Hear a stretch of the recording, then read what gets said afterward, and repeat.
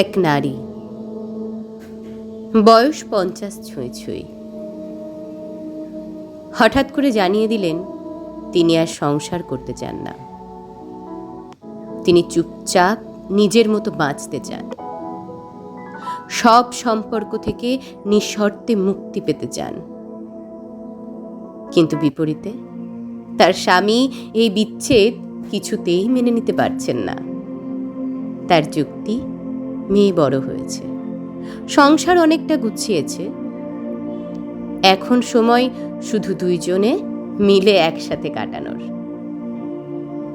তবু অনুপমা সেই নারীর নাম, তার নিজের মতো করে বাঁচতে চাওয়ার সিদ্ধান্তে অটল। শঙ্খনীল আর অনুপমা, এই দম্পতির গল্প অনেকেই জানে। সমাজে তারা সুখী দম্পতির উদাহরণ হিসেবে পরিচিত। 25 বছরের সংসার, একটি মেয়ে, সব মিলিয়ে বাইরের চোখে নিখুঁত পরিবার।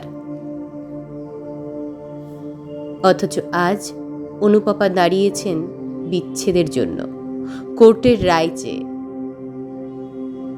বিচারক প্রশ্ন করেন, আপনার স্বামী কি অন্য কোনো সম্পর্কে জড়িত? অনুপমার হাসি মিশ্রিত উত্তর, আজও ওর জীবনে আমি ছাড়া কেউ নেই, আমি ওর সবচেয়ে প্রিয়। তাহলে কি কোনো নির্যাতন, গায়ে হাত তোলেন? না, ওরকম কিছু নয়। আমি নিজেও আয় করি, একজন কর্মজীবী নারী।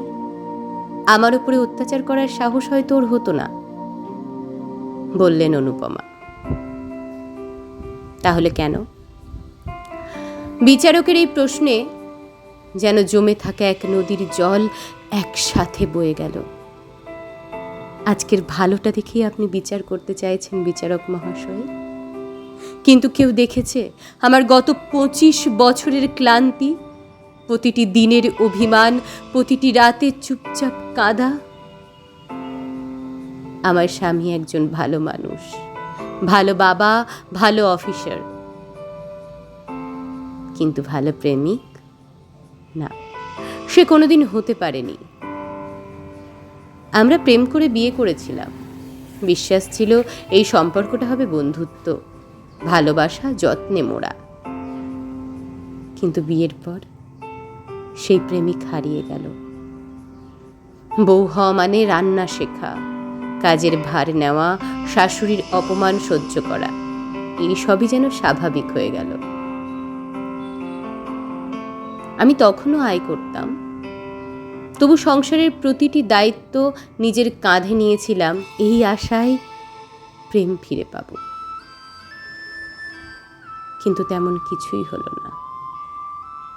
শাশুড়ির গঞ্জনা, শারীরিক কষ্ট, অফিস আর ঘরের চাপ, সব কিছুর মাঝেও আমি চাইতাম আমার স্বামী একটিবার পাশে এসে বলুক, চলো আজ দুজন মিলে কাজ করি।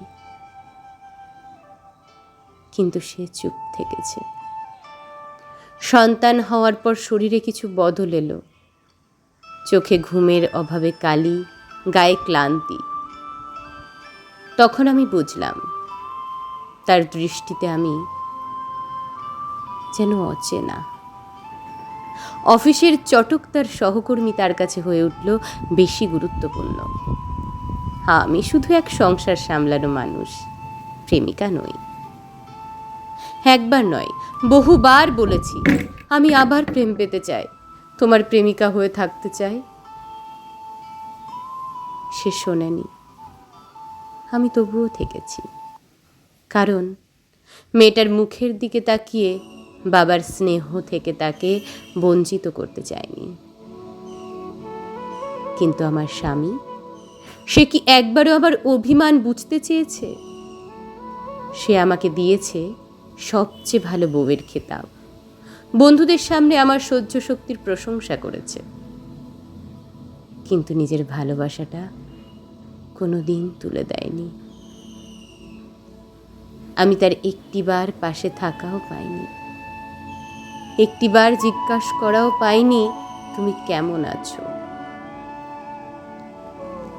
সে নিজের মতো জীবনের স্বাদ নিয়েছে, বন্ধুদের সাথে ঘোরা, রাত জেগে আড্ডা, নিজের সময়কে নিজের মতো করে কাটানো।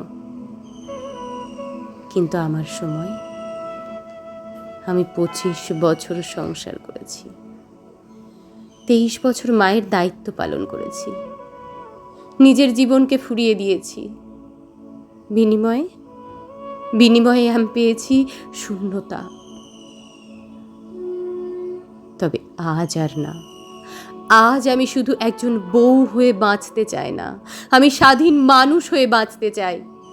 আমি সকালের সূর্য দেখার সময় চাই, রাতে ডায়েরির পাতার নিজের অনুভব লেখার সময়।